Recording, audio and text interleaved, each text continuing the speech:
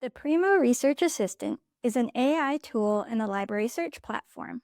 To use it, you need to be logged into your library account. Then you can click the Research Assistant tab on the top of the page. When you open the Research Assistant, you'll see the search bar in the middle of the page and any search history from the assistant on the left of the screen. You can write your question in the search bar the same way you might ask it out loud.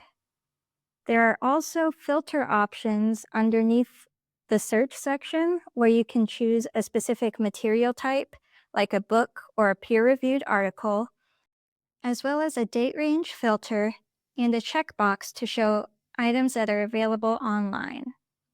Once you set your filters, you click the arrow button to run your search. The Research Assistant uses AI to turn your question into search terms. The results page will bring up 5 sources that it thinks will answer your question, as well as an overview of those sources. The overview of sources has different numbers corresponding to the sources along the top of the results page, and options underneath the overview that let you tell the tool if the answer you received is helpful or not, the option to copy the full response from the AI Research Assistant, or a try again option if you want it to do a new search with the same question. Under the source overview, there are some related research questions you can use, and the search bar in case you want to ask another question. If you click the numbers at the end of the source overview paragraphs, you can see the full abstract of the source being referenced.